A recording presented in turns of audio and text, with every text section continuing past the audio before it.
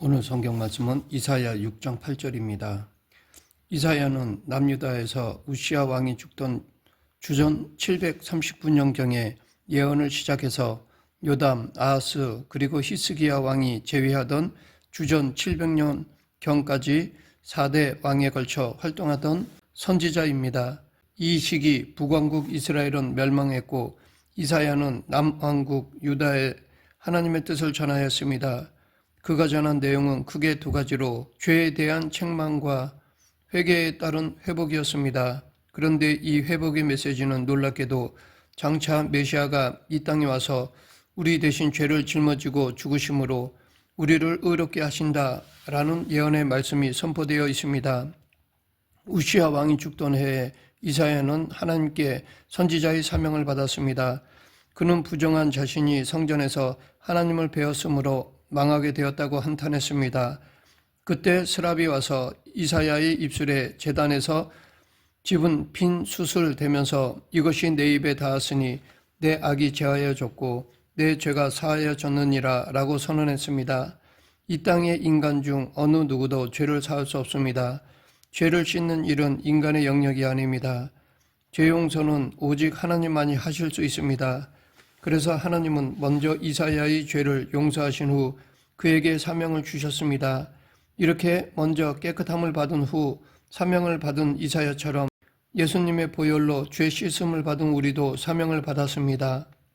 그러기에 우리는 각자 하나님이 주신 사명을 깨닫고 그 사명을 감당하다가 하나님 나라에 들어가야 합니다. 사명을 받은 이사야는 주저함 없이 이스라엘과 주변 나라들의 앞날에 대해 예언하였습니다. 대국 아수르의 멸망, 예루살렘과 유다의 멸망, 그 후 바벨론 포로에서의 귀환, 바벨론의 멸망, 블레셋, 모압, 다메섹, 구스, 아라비아의 멸망, 두로와 시돈에 대한 경고, 애굽의 위기와 회복, 이스라엘의 멸망과 회복과 영광, 그리고 모든 열방의 소망이신 메시아에 대해 예언하였습니다. 이사야 선지자가 경고의 대상으로 삼은 나라는 주위 열방의 크고 작은 나라들이었습니다. 이사야를 통해 열방의 운명이 예언되고 종국적으로 하나님이 모든 나라를 다스리시는 왕이 되심이 선포되었습니다.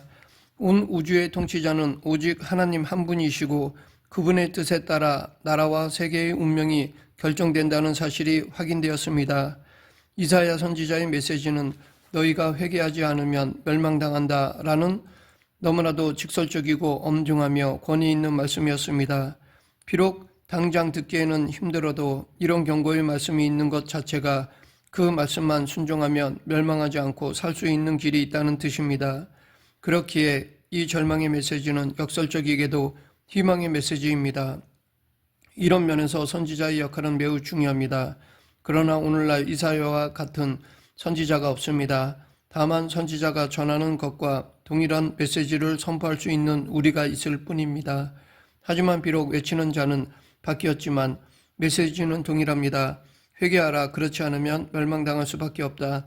임박한 진노를 피하여 예수님께 나오라 입니다. 이사야가 외치던 당시 유다 백성들은 무슨 죄를 범했을까요? 오늘날 우리의 죄와 어떻게 다를까요? 이사야 선지자는 크게 세 가지를 지적한 후 마지막으로 회복의 말씀을 전했습니다. 첫째, 형식적인 신앙입니다. 이사야는 짐승도 그 주인을 아는데 유다는 자기를 양육한 자를 알지 못한다면서 남유다 왕국을 향한 심판의 메시지를 외쳤습니다. 유다 백성들은 하나님을 향한 마음은 없으면서도 제사만큼은 빠지지 않고 드렸습니다. 이사야는 하나님 말씀에 순종하지 않으면서 제사는 빠지지 않고 드리는 행위가 오히려 하나님을 모욕하며 죄를 범하는 것이라고 책망하였습니다. 둘째, 불의입니다. 마음은 없으면서 형식적으로 제사만 드렸던 유다 백성들은 불의한 삶을 살았습니다. 그들은 세상에 물들어 우상 숭배를 하고 망령된 말을 내뱉고 교만한 마음으로 자신의 힘을 의지하였습니다. 고아와 과부를 긍휼히 여기지 않고 잔인하게 학대하고 자신의 권위만 내세우며 무질서했습니다. 욕심은 끝없이 뻗어나가고 술에 취하고 세상 연락에 취했습니다.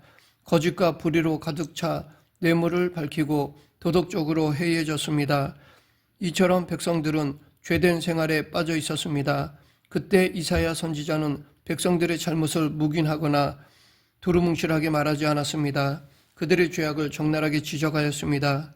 백성들의 입장에서는 죄악이 밝혀지는 순간에는 기분 나쁘고 화가 날 수 있었지만 오히려 무엇이 문제인지를 알고 회개할 수 있는 기회를 얻게 되는 것입니다. 모든 회복은 죄를 깨닫는 데서부터 출발합니다. 그리고 이에 따른 치료가 이루어질 때 회복이 가능합니다. 회개를 통해 온전한 자가 되고 더 나아가 주님의 일꾼이 될 수 있습니다. 그런데 누구나 자신의 잘못을 깨닫기는 어렵기 때문에 꾸준히 말씀을 통해 교훈, 책망, 권면을 받아 죄를 회개하고 자신을 고쳐가며 온전해져야 합니다. 그리고 이 깨달음이 자신에게만 머물러 있어서는 안 됩니다. 사랑하는 마음으로 주위 사람의 잘못을 지적해 주어 그들이 자라가도록 도와야 합니다. 물론 이 일은 쉽지 않습니다. 셋째, 심판 경고입니다. 이사야는 유다 백성들이 회개하기를 기대하고 죄를 지적했지만 만일 그들이 돌이키지 않으면 형벌이 있다고 경고하였습니다. 이사야 선지자는 유다 백성들에게 토지는 이방인에게 빼앗기고 전쟁 중에 남자는 모두 죽고 이방 민족에게 탈취를 당하며 땅은 황폐하고 기근 때문에 모두가 고통을 당할 것이다 라고 외쳤습니다. 그럼에도 사람들은 당장 심판이 임하지 않으니까 마음껏 죄를 지었습니다. 그러나 결코 심판이 없는 것이 아닙니다. 불의를 행한 자는 반드시 형벌을 받게 하시는 것이 하나님의 공의요 그분의 법입니다. 그러하기에 죄인들은 이 형벌을 두려워해야 합니다. 그러나 이사야는 계속해서 이 심판만 외친 것이 아니라 장차 이루어질 유다의 회복 또한 전하였습니다. 징계를 받은 후 유다 백성들은 결국 하나님께 돌아가 회복될 것입니다. 하나님은 죄를 벌하시지만 하나님이 진정 원하시는 바는 심판이 아니라 회복입니다. 부모의 꾸지람이 자녀를 온전하게 하듯이 하나님도 회복을 위해 심판을 말씀하십니다. 하나님은 우리를 회복시키실 때 원수를 물리치시고 기쁨과 총명을 주십니다. 하지만 더 나아가 하나님과의 관계가 회복되는 것, 이것이 진짜 회복입니다. 아담과 하와가 타락하면서 하나님과의 관계가 단절된 인간에게는 하나님 아버지와 자녀로서의 관계를 회복하는 일이 급선무입니다. 하나님과의 관계가 회복될 때 진정한 기쁨을 얻고 제대로 된 삶을 살 수 있기에 비로소 삶의 열매를 논할 수 있습니다. 그렇다면 하나님과의 관계가 회복되었는지는 어떻게 알 수 있을까요? 회복된 자는 무엇보다도 기쁨을 맛보고 깊은 평안을 누립니다. 하나님이 현재 이렇게 사는 나를 기뻐하신다는 생각이 든다면 하나님과의 관계가 회복된 것이라 봅니다. 이사야는 남유다의 우시야, 요담, 아하스, 히스기야 왕까지 4대 왕에 걸쳐 사역한 선지자입니다. 그는 하나님의 말씀을 듣지 않는 패역한 유다 백성들을 향해 회개하고 돌아오라, 하나님께 마음을 드리라 라고 외쳤습니다. 이것은 결코 쉽지 않은 일이었습니다. 그래서 하나님은 이것이 쉽지 않다는 것을 미리 말씀하셨습니다. 이사야 6장 9절 10절 가서 이 백성에게 이르기를 너희가 듣기는 들어도 깨닫지 못할 것이요 보기는 보아도 알지 못하리라 하여 이 백성의 마음을 둔하게 하며 그들의 귀가 막히고 그들의 눈이 감기게 하라. 염려하건대 그들이 눈으로 보고 귀로 듣고 마음으로 깨닫고 다시 돌아와 고침을 받을까 하노라. 이사야의 임무는 하나님의 형벌, 심판의 말씀을 전하는 일이었습니다. 그런데 하나님은 백성들의 마음을 둔하게 해서 깨닫지 못하게 하겠다고 말씀하셨습니다. 이스라엘은 불꽃이 구루터기를 삼킨같이 마른 풀이 불 속에 떨어짐같이 그들의 뿌리가 썩겠고 꽃이 티끌처럼 날리게 될 운명에 놓여 있었습니다. 그 이유는 유다 백성들이 만군의 여호와의 율법을 버리며 이스라엘의 거룩하신 이의 말씀을 멸시하였기 때문입니다. 하나님의 일을 하는 사람은 때로 저항을 각오해야 합니다. 바른 말씀을 전하면 사람들은 싫어하고 거부합니다. 그가 하나님의 말씀을 잘 전하지 못하기 때문이 아니라 듣는 사람의 마음에 문제가 있기 때문에 저항을 받습니다. 디모데후서 4장 3절 때가 이르리니 사람이 바른 교훈을 받지 아니하며 라는 말씀처럼 사람이 바른 교훈을 받지 않는 것은 말세의 특징입니다. 그러하기에 복음을 전하는 자는 상대의 반응으로 인해 낙심하지 말아야 합니다. 하나님의 말씀을 전할 때 유다의 모든 백성들이 이사야를 무시했지만 이사야는 더 적극적으로 하나님의 말씀을 선포하였습니다. 백성들을 깨우치기 위해 3년간 벗은 몸과 벗은 발로 다니기도 했습니다. 이것은 이사야가 나체로 다닌 것이 아니라 선지자로서의 제대로 된 옷을 갖춰 입지 못하고 겨우 몸을 가리는 속옷을 입은 채 대중 앞에 나타난 것이라 할 수 있습니다. 선지자로서의 품이 없는 차림으로 다니는 것은 부끄러운 일이었지만 이사야는 하나님의 말씀에 순종하였습니다. 그런 이사야의 모습은 애국과 구스에 대한 징조와 예표였습니다.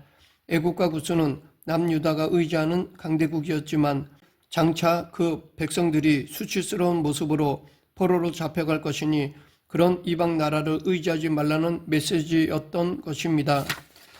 그 메시지를 전하기 위해 이사야는 하나님 말씀에 순종하여 3년 동안 옷도 제대로 못 입은 채 지낸 것입니다. 3일만 그런 모습으로 다녀도 사방에서 미쳤다고 떠들어대기에 차마 얼굴을 들지 못할 만큼 창피할 것입니다. 그런데 이사야는 이 징표와 예표가 되기 위해 3년간 비천한 옷차림과 맨발로 다녔습니다. 이사야의 삶이 주는 교훈은 그가 아무리 힘든 상황에 놓였더라도 피하지 않고 하나님의 말씀을 전했다는 것입니다. 이사야가 전한 하나님의 말씀이 무려 이사야서 66장에 달합니다. 이사야서는 캄캄한 시대에 이스라엘에게 전해주는 소망의 말씀이었습니다. 이사야는 순종하지 않는 패역한 세대에 하나님의 심판의 말씀을 전한 귀한 선지자였습니다. 그는 남유다 백성들을 향해 쉬지 않고 하나님의 말씀을 전했으며 전승에 따르면 므낫세가 왕이던 시기에 톱으로 잘려 죽임을 당했다고 합니다. 분명한 것은 이사야 선지자는 패역한 시대에 완악한 죄인들을 향해 조금도 주저함없이 하나님의 말씀을 힘써 전했다는 것입니다. 이처럼 그는 끝까지 자신의 사명을 잘 감당하였습니다. 즉 회개 아니면 멸망이라는 하나님의 뜻을 전하였습니다. 말씀을 맺겠습니다. 어두워가는 이 시대에 누가 우리를 위하여 갈꼬라는 하나님의 부르심에 내가 여기 있나이다 나를 보내소서라고 했던 이사야 선지자처럼 우리도 하나님 편에 서서 하나님의 말씀을 외치는 자로 살아가는 성도가 되길 간절히 축원합니다. 기도하겠습니다. 생사화복을 주관하신 하나님 아버지, 이 시대에도 하나님의 뜻을 전하는 데 있어서 부족하지만 저희들을 사용하여 주시옵소서. 예수님 이름으로 기도드립니다. 아멘.